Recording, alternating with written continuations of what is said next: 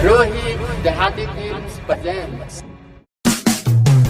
Presented by SLP Recording Studio. Rohit Dehati Films.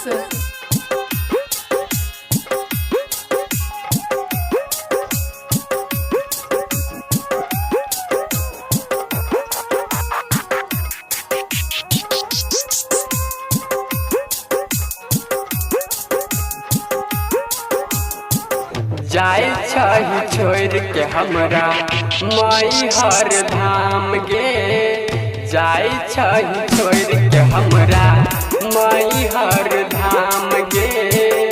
कोना के रहबो माई तोरा बिना हम गे। जाय छही छोड़ के हमरा माई हर धाम गे। कोना के रहबो माई तोरा बिना हम गे। जाय छही छोड़ के हमरा माई हर धाम गे।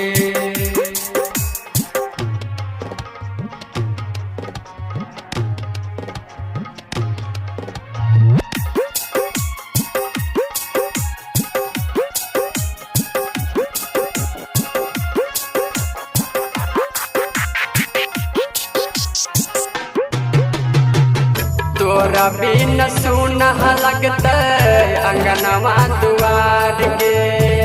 कैसे के कटत है माई जिंदगिया हमार गे। कैसे के कटत है माई जिंदगिया।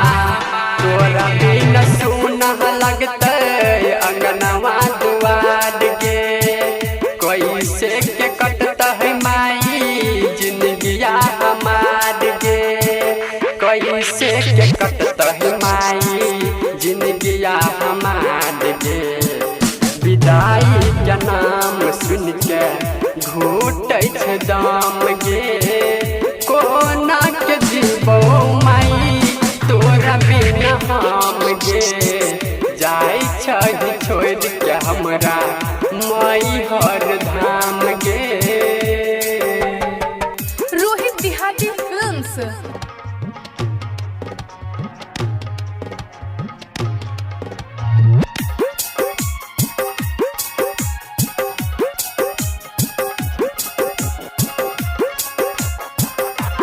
Presented by SLP Recording Studio.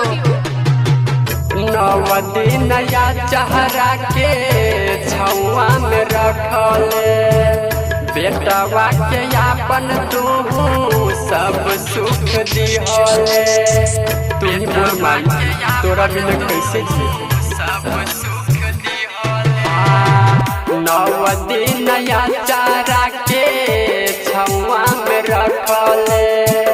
बेटवा के आपन माई सब सुख दिहले। बेटवा के आपन माई सब सुख दिहले। रोहित रंग रसिया के नहीं सहल चैत गाम गे। कोना के जीवो माई तोरा बिना हम गे। जाय छही छोड़ के हमरा माई हर धाम गे। Rohit Dehati Films.